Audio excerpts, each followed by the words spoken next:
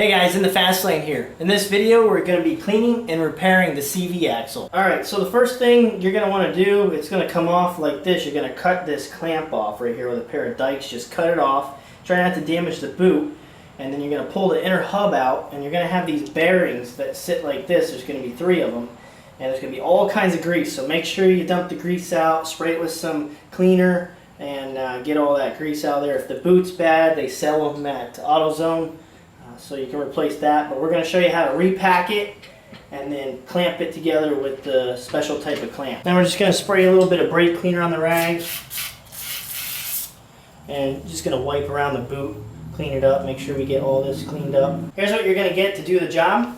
You need to get the airtight CV joint boot pliers. So you can get those at AutoZone, any local auto parts store. Also, you're going to get the speed boot CV joint grease, and it comes in a pack. Get that at AutoZone, any kind of local hardware or automotive store. Also the clamp, you get this at AutoZone, anywhere too. The part number for the speed boot is 03618, and the part number for the CV joint pliers is 776-9244. So we've gone ahead and cleaned the boot out, cleaned the bearings off. Don't hit the bearings with brake cleaner, it'll ruin them. You don't want to get inside, it'll take the grease that's inside out and then they'll get really loud. So just leave the bearings alone. If you're going to clean the boot, make sure you pull the bearings out first. Also, just clean around the edge, and now we're getting ready to pack the grease in there. Now I'm going to grab this inner hub. Go ahead and grab my new thing of grease. Go ahead, cut it open, whatever you got. I usually cut one corner off and use it like a piping bag if you're making a cake. And just go ahead and squeeze it into the bottom of the inner hub.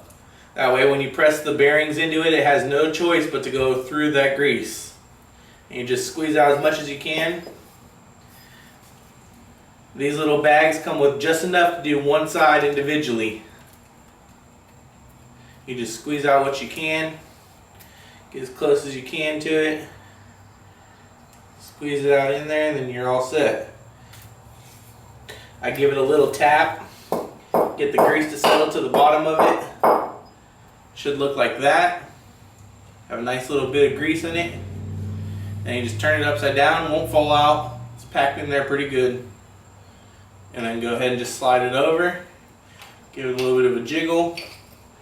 And there you go. You slide the boot on, and that's all there is to that. Now we're going to put the clamp on. Just sliding it over. You can lay it down, and the clamp can go inward. So you want to get the clamp as far as you can at first and hook the rivets in there like that. And then he's going to get the pliers and tighten it down. And just make sure it's all the way around.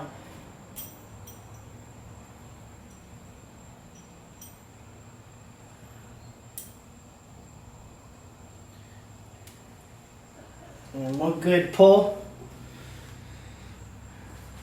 all the way, and it's locked in. And that's that. It's all set. Hope you guys enjoyed this video. Go ahead, comment, like, and subscribe. Also, don't forget to check out my Facebook page, website, and Android app. All that can be found on my YouTube channel in the About Me section. I'm Nthefastlane, and I'll see you guys next time.